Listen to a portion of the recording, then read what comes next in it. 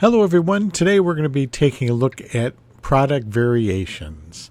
And variations are when you have one product that, let's say, could be bought in several different colors or sizes. In this case, I'm going to be showing you how to list a series of cards. These are Star Wars collectible trading cards, and they're all from the same series.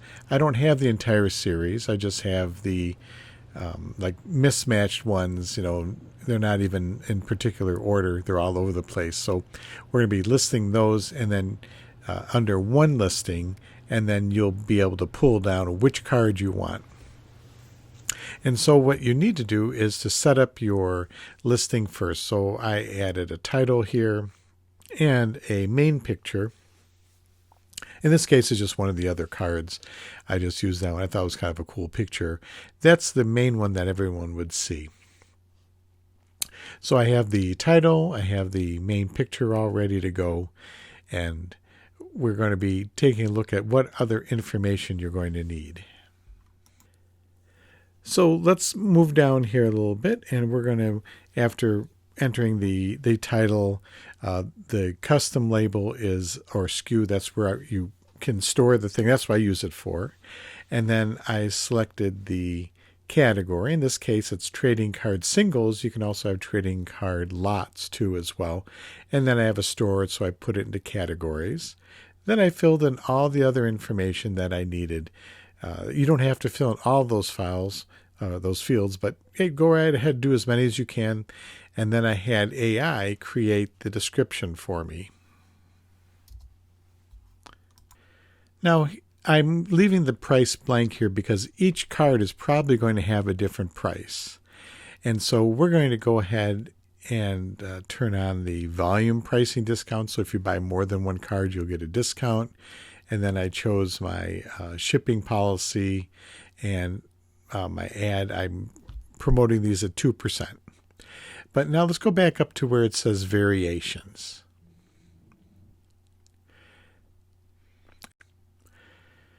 Now next to variations, there's an edit button.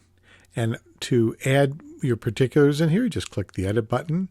And then under attributes, this is where you're going to be putting in the different points that you're going to be selling at. So, for example, if you had a different size, you could put, let's say, you put the word size, and then there'd be a drop-down menu, what size you could choose.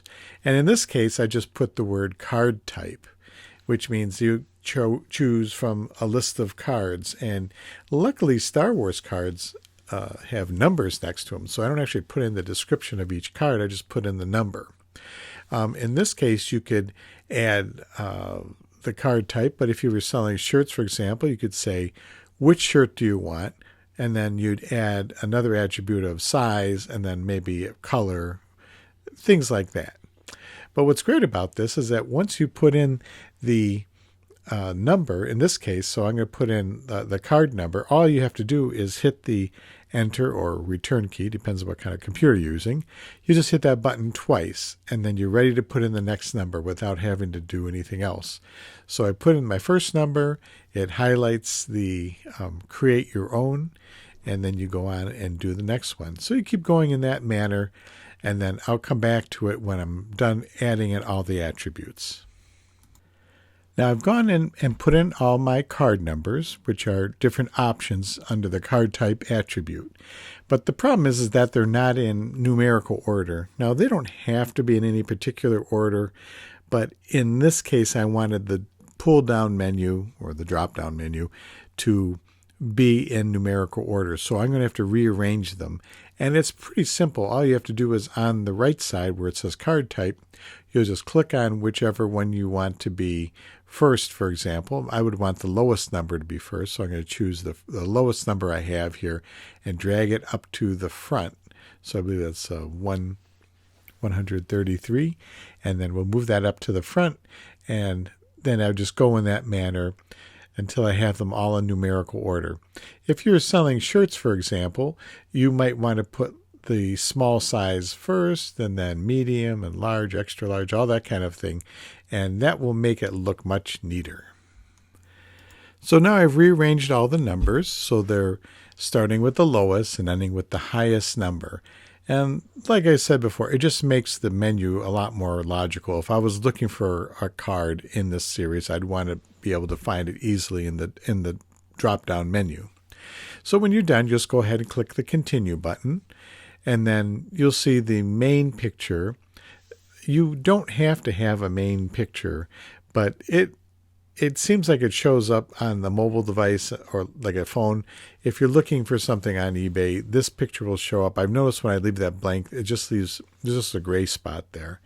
But on a computer, it'll show up. So you can leave that empty if you want to, but I've dropped a picture in there. And you'll notice that it put that same picture for all my different variations here. So you just have to change that from the default picture, which I had before, to the card type. And now it'll allow you to add in your own pictures. Now, I'm going to start with not the first one that's on here, number 133. I'm going to go to my photos and find the first photo that's in the list and then go and try and match it up that way. So I'll give you an example here of one. And I'm going to locate it in my list of pictures, which is off screen. And I'll click on that variation, add photos, and then I will locate the photos. You can see right here I have that one. And then click open, and it will come in sideways. So it's just a matter of rotating. And there's some basic editing tools here, such as rotate. There's one to brighten the image. There's auto fix. There's a cropping tool. The only thing that you have to worry about with like the auto fix or changing the clarity of the picture is that when you have something that's printed like this, you're going to be enhancing any of the negative aspects as well. So I'll show you an example. I'll just try and fix it. It doesn't look better. It actually looks more grainy, so I just will undo that. It just looked worse, I thought. So I'll just undo that and leave it as it was, just rotate it to the correct position. So now that I have the picture ready, I'm going to click Save and then continue in that manner, finding the picture, then finding the variation on this page, and then adding the photo like that. Now that I've added all the photos, it's always a really good idea to go back and check them and make sure that you didn't forget any, because it will give you an error when you go to save it or publish the listing. So I just click on each one and make sure that the photos are all there, that the correct one is showing up for whatever variation. Make sure that the numbers are all correct and everything. So I went ahead and checked them all. I won't make you watch all that, but I'll just show you a couple of them here. And if you go down too low on the list, you have to scroll back up to see it. And you can see that in the variations that all the photos are now changed over to the ones that we uploaded for each variation. There's some fields here that you'll want to fill in. The first one after the photos is the SKU number. I use a SKU number to show me the location where I keep these things. So I have a drawer. I keep these things. It's called drawer number 1. And so I'm going to put that in here. But it's going to do is you can't have two SKU numbers that are the same. So in this case, it gives it a second number. So it's drawer number 1 and then it like underscore 13 or some other. It puts a bunch of random numbers in there. So you can put in whatever you want there. You can change it manually just by clicking on it, but I'm not sure. It may give you an error when you're done saying, hey, you can't have two SKU numbers that are the same. SKUs are supposed to be unique. When you list things one at a time, it'll let you put them, because it says SKU number or identifier, and you can have them all be the same. So I don't really think that'll be a problem if you keep them the same there. The UPC would be if it had one of those barcodes, and you can scan that barcode with a handheld scanner or type the number in, and then next to it is the card type. It's got a number that I'm using there, and if you happen to have more than one of any of these things, you can put that in under quantity. Just click on it, change the number, and then the price. Now, I'm just going to put in a single price for all the cards just to so we can move on here. I'm actually going to be researching each of these cards and make sure I get the best price for them. Some of them are worth more than others. So, but I'm just going to put them all in as $8, so we can move on. So they all say $8. I'm not going to publish it like this, though. Just as an example, so we click the Save button, and you'll see kind of what it looks like.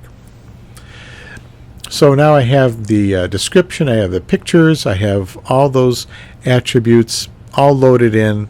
I have a discount. It's set to buy it now. You know, if you buy more than 2, there's a discount for buying 2, and you can change that if you want. If you don't like 5, 10, and 15%, you can change it to whatever percentages off you want if people buy more than one of the products that you have in this listing. And then I have my shipping all set.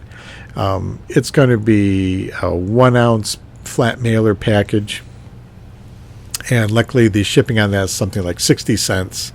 I'm promoting these at a rate of 2% only. And then I'm not going to click listed. I'll just click save for later now, and it'll be there. But I'll show you an example of a listing that I have that has variations, so you can kind of see what it looks like when you're all done. And the only way to really do this properly, everyone, is to have the photos, have all that stuff ready to go. And so when you do create the listing, it will go together a lot more easily. So a little bit of preparation here really goes a long way. So let's take a look at my listing that I have variations on. And it just says, I even put in the description, your choice. So they know there's going to be a lot of different cards in here. And when you look, you'll see there's a title, and then there's a drop-down menu. You can select which card you want. And one of them already got sold. That one was a very desirable card from that lot of C3PO. And you can select whatever card you like, or you can just hover over the pictures of the card on the left, and you'll see the larger version of it show up in the center. And hopefully this will, entice your buyers, your customers, to click on more than one. All they do is just have to hit add to cart, and then they'll automatically get the discount if they order multiple cards. So hopefully this helps you out, everybody. There's a lot of ways that you can really do this kind of listing. This is just one particular way. It's always good if you have everything all organized and ready to go. But the best thing you can do is just to try it and practice it. And if you make any mistakes, it'll tell you if you made a mistake, if you're missing information. So my goal is to help you out. And if you enjoy videos like this and learning more about the listing process on eBay, feel free to like the video, put in a comment, and I always read all my comments and respond to them. So, and also if you could subscribe to my channel, I'd really appreciate it. I'm trying to work my way up to 1,000 subscribers here. But thanks for watching, everyone. And once again, I hope this really can help you out, make your listing life a little bit easier.